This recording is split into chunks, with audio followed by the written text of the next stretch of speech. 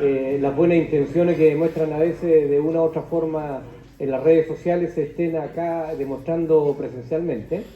Y por supuesto agradecer la presencia de nuestra gran invitada. Yo creo que todos la conocen, pero no está de más recordar que ella es una distinguidísima ciudadana, en primer lugar chilena, en segundo lugar, como ella me recordó, es profesora de historia, con vocación como las profesoras de antes. Está claro que es la hija de, para muchos, el mejor presidente que ha tenido al menos la Concertación, para otros el mejor presidente que ha habido después de la vuelta a la democracia. Ella fue diputada, ministra del gobierno, en el gobierno de Ricardo Lagos, un montón de otros atributos que yo creo que después de escucharla ustedes se van a dar cuenta que cualquier cosa que yo diga va a ser poco. Hoy día tuvimos la oportunidad ya de pasar por varios medios de prensa, en donde obviamente se destacó por su claridad con respecto a la situación que nos convoca, que tenemos claro es el objetivo nuestro que tenemos que lograr el 4 de septiembre, que consiste en evitar que Chile desaparezca prácticamente, y en ese sentido Mariana Elwin va a aclararnos muchas dudas y sinceramente creo que nos va a enseñar a tener buenos argumentos para defender nuestra posición. Así que agradecerle, Mariana, su capacidad, por supuesto, su buena disposición, su valentía. De todas maneras, ella pertenece a un grupo que ustedes conocen que se llama los Amarillos por Chile. Amarillos por Chile significa que gente que votó por el apruebo, ahora va a votar por rechazo, y que no hay gente de derecha ahí, así que todos estemos muy atentos a lo que ella nos va a decir. Yo, a propósito de eso, les voy a pedir un gran favor, que a veces sé que es difícil, pero por favor que en esta ocasión se cumpla. No interrumpamos la exposición, que seguramente van a ser 30 o 40 minutos. Por ella, yo sé que tendría 2 horas y todos estaríamos muy atentos escuchándola. Después de que termine su exposición, vamos a poder realizar comentarios, opiniones, preguntas. ¿Estamos de acuerdo? De acuerdo. Muchas gracias. Adelante. Bueno, gracias. Buenas tardes a todos y todas. Y no sé cómo empezar mucho, pero efectivamente yo pertenezco a Amarillos por Chile, que mayoritariamente hemos sido personas de centro izquierda, de la democracia cristiana, del Partido Socialista. Muchos somos independientes hoy día, no pertenecemos a partidos. Hay otros que sí pertenecen a partidos de la ex Concertación y que hemos ido reflexionando durante varios meses después de haber votado apruebo, después de que algunos de nosotros fuimos candidatos a constituyentes y perdimos. Fuimos tomando decisiones respecto a qué posición tener en el plebiscito de salida de este proceso. ¿Y por qué nos llamamos amarillos? Es interesante porque, bueno, en general a los demócratas cristianos muchas veces nos decían amarillo, porque no estábamos aquí ni estábamos allá. La gente izquierda más bien nos decía amarillo, porque y era un insulto. Y resulta que a Christian Bargen, a quien ustedes deben conocer porque es un intelectual destacado en nuestro país, es poeta, es filósofo, es columnista, escribe como los dioses. Bueno, él empezó a dar opiniones respecto a lo que estaba pasando en la constituyente. Y un día le gritaron en la calle amarillo. Y él y sus hijos le preguntaron: papá, ¿qué es amarillo? ¿Qué es ser amarillo? Y entonces tuvo que dar una explicación de por qué le decían amarillo. Y escribió una carta. Y fue la primera carta que escribió diciendo, bueno, si estar en contra de la polarización, si estar por la unidad del país, si estar por los acuerdos, si estar por la continuidad de Chile, es ser amarillo, bueno, quiere decir que soy amarillo. Y luego él escribió una segunda carta que la publicó en la Radio Pauta, donde él hace un programa, y hubo un grupo de gente que dijo, oye, ¿por qué no apoyamos a Cristian en esta carta? Que además él empezó a dar argumentos, decir, bueno, bienvenidos los amarillos de corazón, empezaba una cosa así, que creen en la democracia, que creen en la justicia, pero no creen en la violencia, pero no creemos en que Chile tenga que estar dividido, en que creemos que el progreso es para todos, pero se construye gradualmente, en fin. Y en un rato, y esto fue en pleno verano, en febrero, juntamos 75 firmas de personas que representábamos ese mundo de centro izquierda, demócratas cristianos, socialistas, PPD, independientes, algunos escritores, en fin.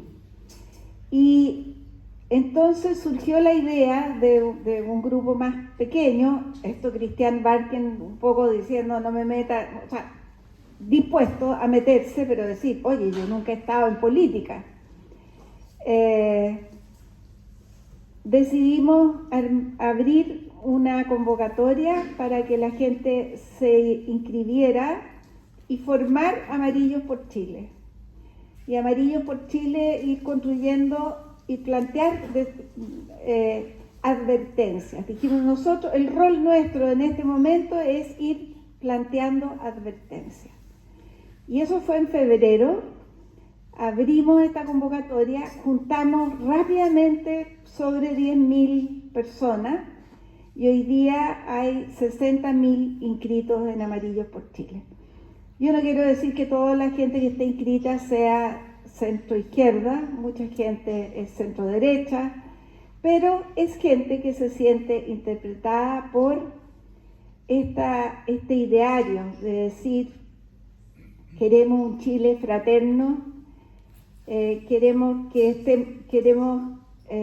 el país esté unido para que pueda progresar, queremos no poner en riesgo nuestra democracia que nos costó conquistar. Queremos no partir de una hoja en blanco porque tenemos una historia con luces y sombras como todas las historias, pero es una historia que no podemos borrar y de la cual podemos sacar una tremenda tradición, por ejemplo la tradición democrática, la tradición constitucional. O sea, nosotros fuimos de los primeros países en Latinoamérica que tuvimos constituciones y estándares democráticos muy parecidos a los de Europa en el siglo XIX y en el siglo XX. Entonces, bajo esos parámetros, nosotros dijimos vamos a ir evaluando lo que pasa en la constituyente. Lo que sí nos une a todos, y no sé si a todos los 60.000 que se han inscrito, pero todos votamos por el apruebo, queríamos una nueva constitución. Aquí hay como dos tesis. Una tesis es que el proceso constituyente nace del estallido social y por lo tanto esa cultura del estallido, una cultura violenta, totalitaria, que se expresó en la destrucción, esa cultura permeó mucho la constituyente.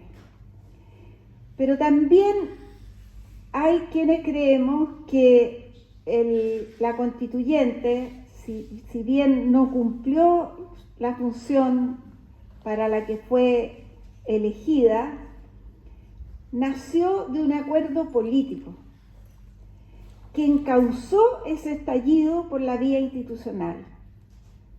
Nosotros el 25 de noviembre del 2019 estábamos a puertas de que el gobierno cayera.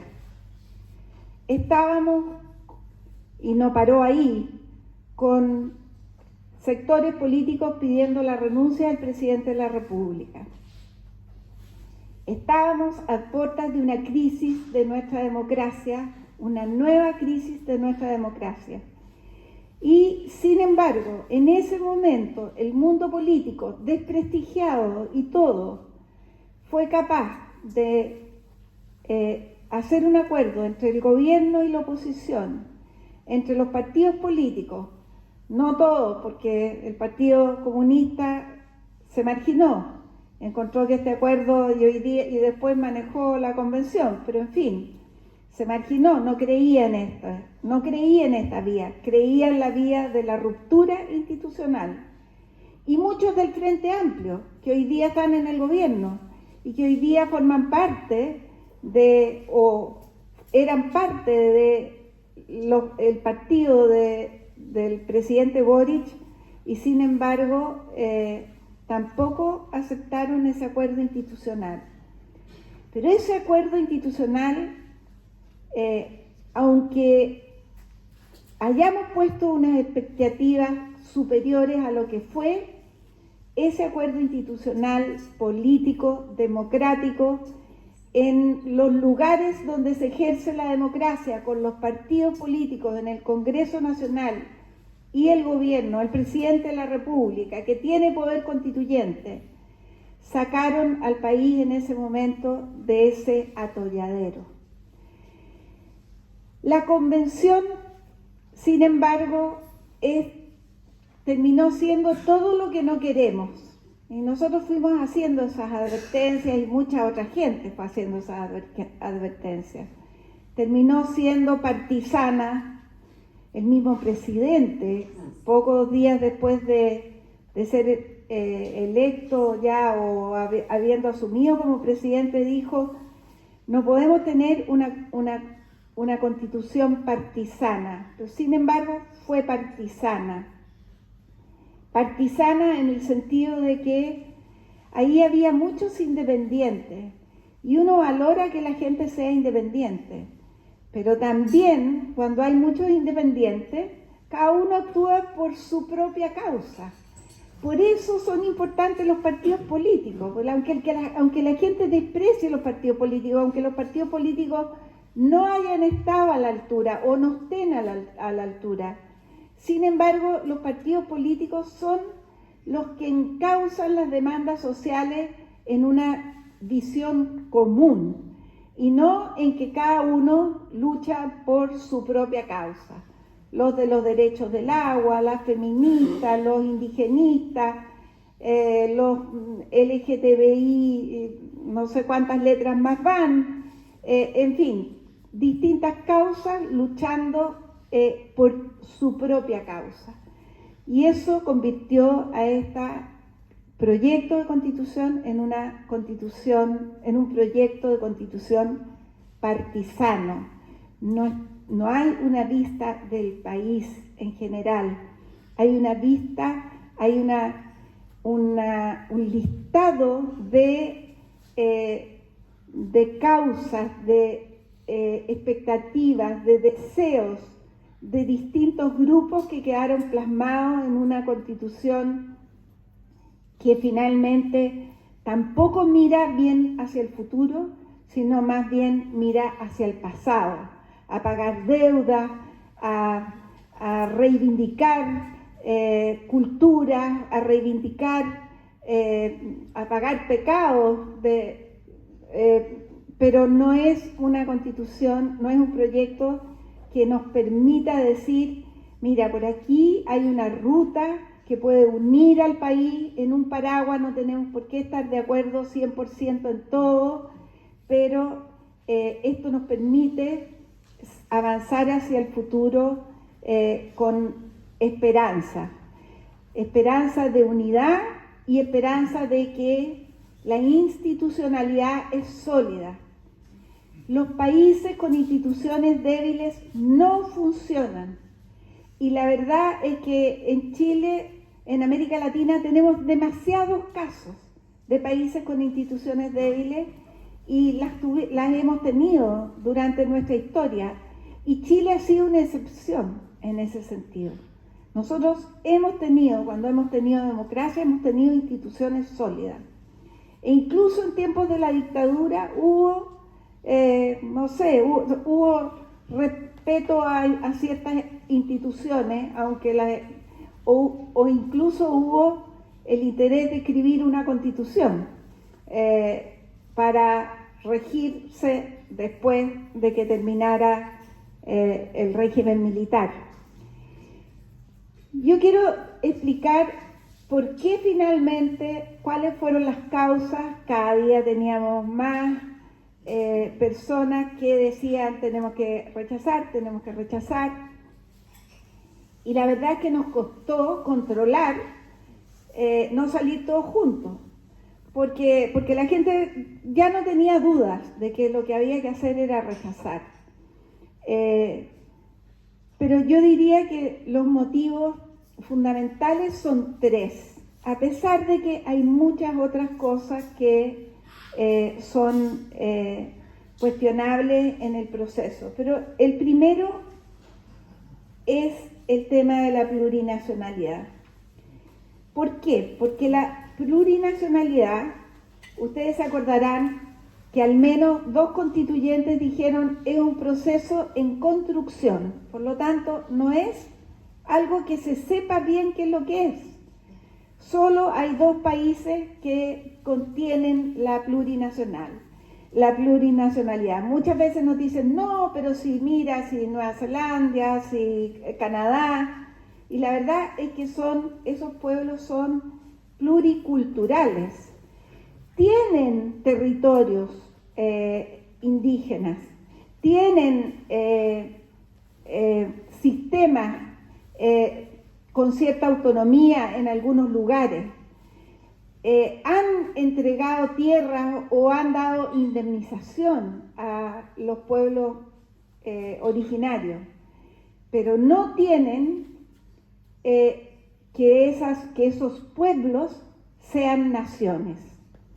Y aquí tenemos que la Constitución establece que van a ser naciones 11 pueblos, y que si uno los lee, yo no sé si todos conocemos todos estos pueblos, porque están los mapuches, están los aymaras, está Rapa Nui, está Licantantay, el pueblo quechua, el pueblo coya, el pueblo diaguita, el pueblo chango, el pueblo cahuéscar, el pueblo yagán, el pueblo selkman. Miren, en total hay, según el último censo, 1.200.000 indígenas que se reconocen a sí mismos como indígenas. Y aymaras, por ejemplo, son 250.000. Yo estuve viendo cuántos eran los yaganes que se reconocen como yaganes, pero son como 3.000. Y ellos van a construir naciones con territorio, con autonomía, con gobierno, con un sistema jurisdiccional propio. Y además con otros derechos. Por ejemplo, y aquí hay agricultores y pueden decir mejor que yo el tema del agua. A los pueblos, a las naciones indígenas se les reconocen los derechos de agua. Al resto de los chilenos dejan de ser, solo se les reconoce el uso del agua, no el derecho a el uso del agua y a través de un sistema que la verdad es que uno va a tener tierras, pero no va a tener uso de agua. ¿De qué te sirve tener esas tierras si no las puedes cultivar? O sea, es con un daño patrimonial enorme. ¿Quién te va a prestar un crédito en el banco? Me decía alguien. O sea, la verdad es que para los pequeños agricultores también aunque la ley dice que ellos van a ser los últimos en que esta ley se aplique o esta norma constitucional se aplique, sin embargo es una norma que produce un gran perjuicio y que a la productividad, a la minería, a la agricultura, y que sin embargo hay una ley hay una norma para los pueblos indígenas distintos que para el resto de los chilenos. Podemos ver qué otras cosas tienen. Tienen representación política en todas las instancias del Estado, en las asambleas regionales, comunales, en todos los organismos públicos y en el Consejo de la Justicia, un consejo que se crea para el sistema de justicia. Se acaba el Poder Judicial, se habla del sistema de justicia, va a estar regido por un consejo en el cual va a haber representación de los pueblos indígenas. 2 representantes, pero solo 6 representantes de los jueces en un consejo en que va a haber, me parece que son 16 personas. Después tienen gobierno propio, autogobierno, reconocimiento de sus instituciones y autoridades. Tienen el derecho de agua y tienen el derecho a que el Estado proteja sus tierras, cosa que nadie más tiene ese derecho. O sea, los pueblos indígenas van a tener derecho a que el Estado proteja sus tierras. Y por último está ese artículo 191 que establece que en su acápite final establece que los pueblos indígenas tendrán que ser consultados en todo aquello que atañe a sus intereses conforme a esta Constitución. Entonces nos dicen, no, es que eso está en un capítulo sobre sus territorios, entonces nada más que responde al territorio, pero está redactado de tal manera que es evidente que o lo va a tener que zanjar un tribunal o se va a entender como que tienen derecho a veto en todo lo que atañe a sus intereses. Y resulta que atañe a sus intereses el poder legislativo, el poder judicial, el poder ejecutivo, van a tener escaños reservados que son conforme a la población y no conforme a los electores. O sea, todos los parlamentarios son elegidos conforme a los votos que obtienen, no conforme a la población que, por ejemplo, pongamos aquí en La Serena o un alcalde, no es elegido conforme a la votación sino que conforme a los electores que obtiene. Ellos tienen cupos reservados conforme a su población y lo dice expresamente el texto. Entonces aquí tenemos el principal escollo para la unidad del país, porque esto va a ser lleno de conflictos, porque no se saca nada con decir que Chile es un Estado unitario, si va a tener estos territorios que tampoco se sabe cómo van a relacionarse con las regiones, que también tienen mucho más autonomía que ahora, y yo me alegro de eso. Creo que ahí hay de las mejores cosas, o de las más logradas tal vez, es el tema de la descentralización. Hay ahí puntos que son importantes y que yo creo que son avances. No obstante, no está claro cómo se van a relacionar las regiones con estos territorios que tienen este poder.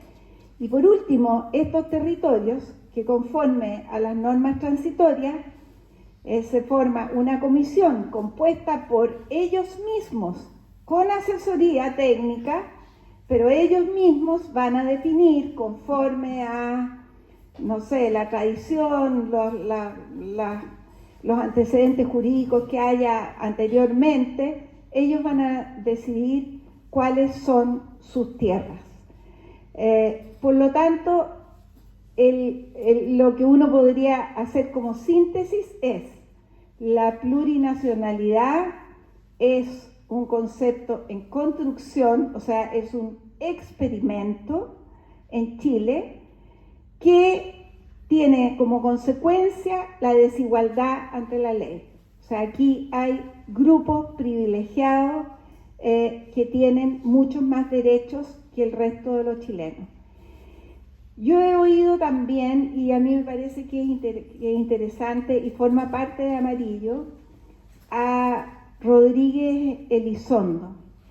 Él es diplomático, periodista, columnista, ha sido embajador, y él ha hecho un punto que tiene que ver con la geopolítica. Y a mí me parece que es un riesgo bastante grande también. O sea, cuando en el sur se habla del Gualmapu, vamos a tener una tierra de mapuche conectada con un vecino de otro país que también son mapuches. Y vamos a ver qué pasa con esa relación, porque estos territorios pueden tener una relación con sus vecinos. Pero mucho peor es lo de los aymaras, porque los aymaras son 250.000 y resulta que ocupan territorios que eran de Bolivia. Y Bolivia tiene en su constitución una norma que dice que va a recuperar el mar. Y pongamos que, y tiene naciones también, por lo tanto existe la nación aymara en Bolivia y va a existir en Chile y van a estar ahí. Y los aymaras bolivianos pueden ser, no sé, 2 millones, 3 millones, no sé cuántos serán. Y si se vienen y se instalan en territorio aymara dentro de el Estado chileno, no la nación chilena, en la nación aymara, bueno, Bolivia puede conseguir mar a través de esta figura. De hecho, no es tan descabellado, porque hay una teoría, y el principal teórico de esto es este señor Linera, que fue vicepresidente en Bolivia, que ha estado en Chile, y Evo Morales intentó hacer una reunión en Perú sobre este tema, sobre la plurinacionalidad. Y en Perú, distinto que lo que ha pasado en Chile, lo declararon persona non grata y él no pudo hacer esta reunión. Por lo tanto, también hay un peligro geopolítico que nos van a decir, oh, pero eso es una fantasía. Yo creo que no es una fantasía. Además, uno, no sé, en Santiago yo he podido ver, y no sé si será contrapropaganda, pero dice mar para Bolivia, rayado en las calles. O sea, hoy día hay rayados en las calles que dicen mar para Bolivia en Santiago. Entonces, ojo con ese tema, porque es algo que también tenemos que darnos cuenta. Me alargué mucho en este primer tema. El segundo tema tiene que ver con la democracia, porque el sistema político que se instaura es un sistema que no tiene los equilibrios que tiene una verdadera democracia. Las constituciones nacieron para proteger del poder a las personas. Bueno, y las instituciones para proteger, para poder proteger a los ciudadanos del poder, tienen que tener contrapesos. Porque si una institución tiene mucho poder, oprime los derechos de las personas. Y eso es inevitable. Por lo tanto, nosotros aquí vamos a tener un sistema de justicia que se llama sistema, ya no se llama Poder Judicial, que además contiene varios sistemas de justicia, 11 por lo menos, y pueden ser más porque la ley dice, señala, nombra estos pueblos, pero dice, y otros que podrán ser reconocidos. Así que vamos a tener plurijusticia, plurichile, como dijo, como cantó la canción nacional, un convencional, y una justicia disminuida en su poder también, en su autonomía con este consejo, porque este consejo va a estar elegido por la institución que va a tener más poder, que es el Congreso de Diputados y Diputadas. El Congreso de Diputados y Diputadas va a tener un poder enorme, incluso va a tener poder de participar en la iniciativa de gasto que hoy día es privativa del presidente de la República. Va a tener poder en nombrar una cantidad enorme de funcionarios de distintas instituciones públicas. Entre ellos, parte importante del Consejo de la Justicia. Y si tenemos un presidente que tiene una mayoría en la Asamblea o en el Congreso de Diputados y Diputadas, ese presidente va a poder hacer lo que quiera. Y si tenemos un presidente que no tiene mayoría, como ha pasado, la mayoría de los presidentes en Chile no han tenido mayoría para gobernar y han podido gobernar. Y eso ha sido un contrapeso también, porque ha tenido que negociar. Pero si un presidente no tiene mayoría en el Congreso de los Diputados, no va a poder gobernar. Entonces vamos a andar entre la inestabilidad de Perú o el autoritarismo de otros países que tienen asambleas muy poderosas como Venezuela. Y Venezuela, yo no soy fatalista ni creo que eso nos vaya a pasar, todo lo contrario, yo tengo expectativas, yo tengo esperanza.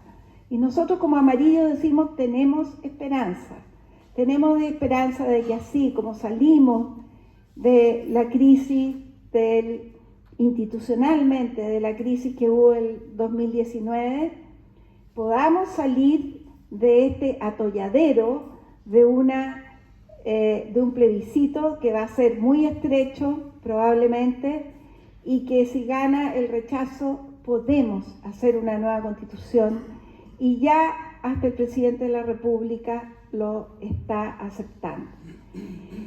Pero lo que quiero decir es que en Venezuela el año 2000 era el país más desarrollado de América Latina. Entonces uno sabe que los países se pueden destruir muy rápidamente.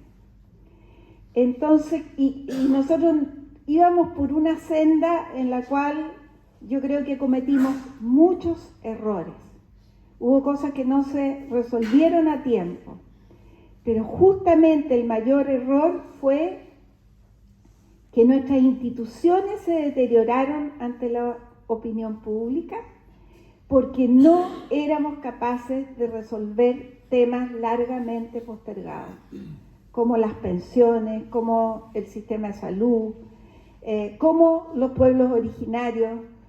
Yo contaba hoy día en la radio, el primer proyecto de ley que se envió en democracia en 1990 o 91 debe haber sido, que se aprobó en 93, sobre pueblos indígenas, establecía el reconocimiento a los pueblos indígenas y no se aprobó. El 2003 hubo una comisión que estableció reconocimiento de los pueblos indígenas y varias otras materias. Después se firmó el convenio 169, pero hay demasiadas cosas que no se han aplicado y no se hicieron, y hubo falta de voluntad política, y hubo falta de acuerdo, y ahí falló la institucionalidad. Y entonces hoy día nos encontramos con una Araucanía en llamas, Biobío hacia acá también, en fin, y con este proyecto constitucional. Entonces, el segundo aspecto es que el sistema político, como queda configurado en la Constitución, no tiene un efectivo contrapeso de poderes, y eso hace que ponga en riesgo la democracia. Entonces, es el segundo tema fundamental. Y el tercer tema tiene que ver con el desarrollo del país, porque con una mano se escribieron un montón de derechos, pero con la otra se pusieron tantos obstáculos para la inversión, para la producción, para que haya más empleo, que la verdad es que no sé cómo se van a cumplir esos derechos. De hecho, veamos un tema, el derecho a huelga. Hoy día hay derecho a huelga en Chile y está ligado a la negociación colectiva. Y hay huelgas ilegales también, como las del Colegio de Profesores permanentemente. Pero no están permitidas. La Constitución actual establece el derecho a huelga sin límites. Solo no tienen derecho a huelga las Fuerzas Armadas, que son 3, porque ya no son carabineros, carabineros no es Fuerza Armada, son los navales, la aviación y los militares, y por cualquier motivo. Además, establece la Constitución la obligación de que los trabajadores tengan una participación vinculante en las empresas. Y además agreguemos los temas de derecho de agua, del tema minero, en fin. ¿Quién va a arriesgarse a invertir con estas cortapisas que hacen, en definitiva, que esos mismos derechos que se proclaman no puedan ser cumplidos si no hay un desarrollo productivo en Chile que haga posible que el Estado, con impuestos, y que los privados, dando trabajo, puedan efectivamente garantizar ese desarrollo del país que se requiere para poder garantizar esos derechos. Entonces tenemos una Constitución que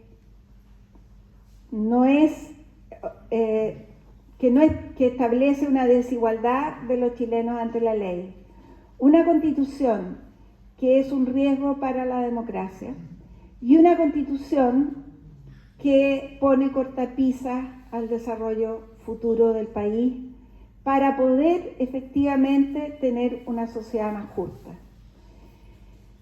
Y por último, estos son los 3 argumentos más importantes que nosotros hemos estudiado y son los que dan fundamento a decir por qué vamos a rechazar. Pero yo sé que aquí hay varias personas que están en el tema de educación. Y entonces quiero referirme también a la educación. Y en educación, bueno, a mí me da risa cuando se aprobó el derecho a la educación y saltaban los convencionales con una algarabía así inusitada, como si en Chile no hubiera derecho a la educación. En Chile hay derecho a la educación, y somos el país de América Latina que tiene más cobertura en educación en todos los niveles. Por lo tanto, eso no es nada nuevo. Pero sí establece, vamos a ver las contradicciones, sí establece un sistema nacional de educación y luego unas regiones con autonomía. Entonces, ¿cómo? Tú dices Sistema Nacional de Educación, lleno de principios, lleno de adjetivos, fines, principios, obligaciones, que tienen que cumplir todos los establecimientos educacionales del sistema, de los distintos niveles de educación. Los artículos de educación no mencionan la palabra familia y no mencionan la palabra educación privada, salvo en la educación superior. En la educación superior establecen una desigualdad ante la ley, porque solo tendrán gratuidad los estudiantes de educación superior de las universidades estatales y las que las leyes puedan posteriormente dotarlas de ese beneficio.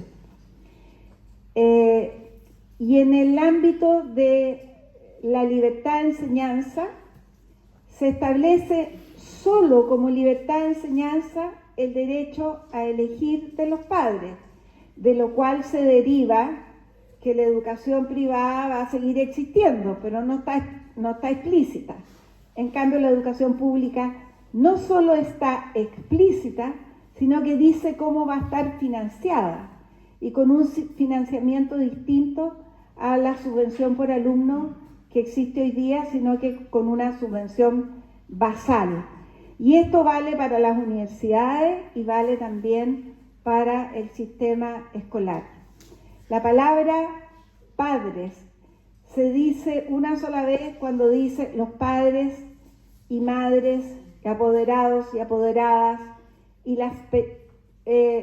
dice algo así como tienen derecho a elegir la educación de las personas que están a su cargo, ni siquiera dicen hijos, y dice siempre y cuando cumplan con el interés superior de los niños y la autonomía progresiva de niños, niñas y adolescentes.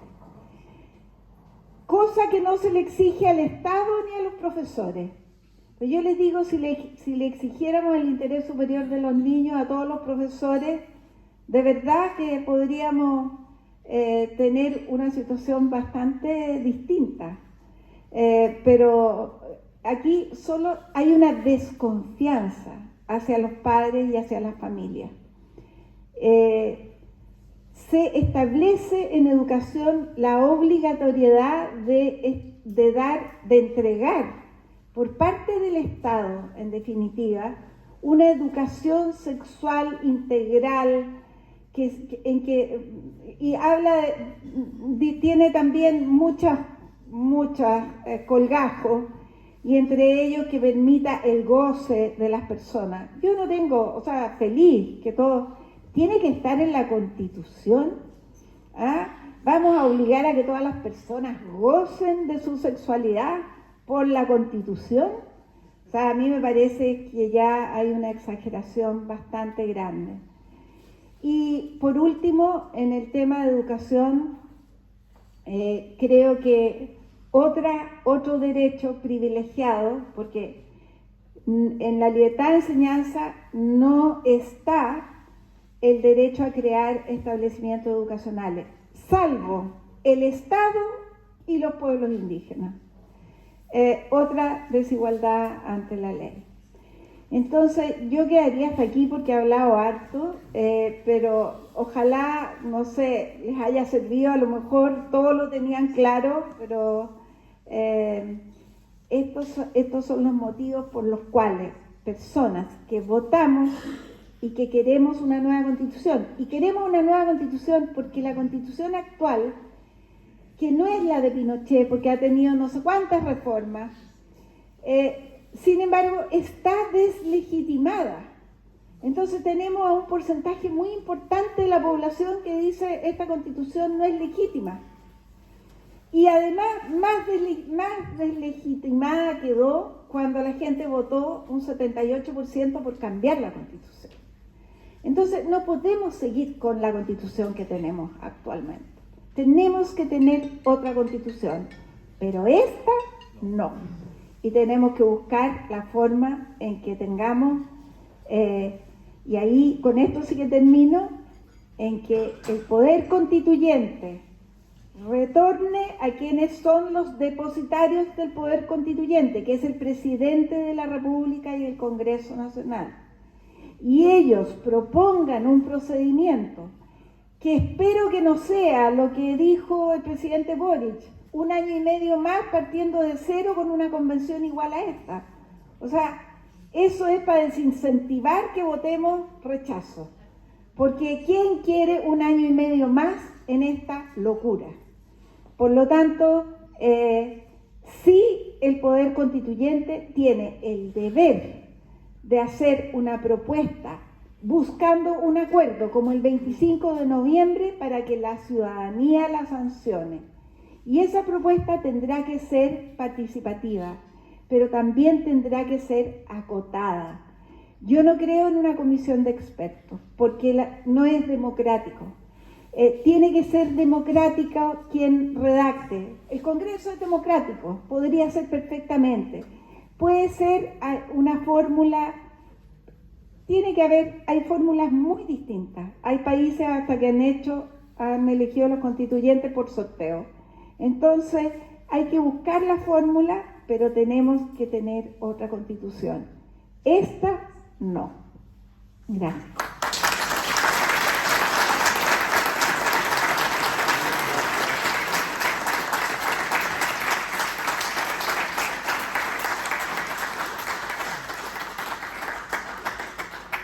Bueno, por supuesto, agradecer la brillante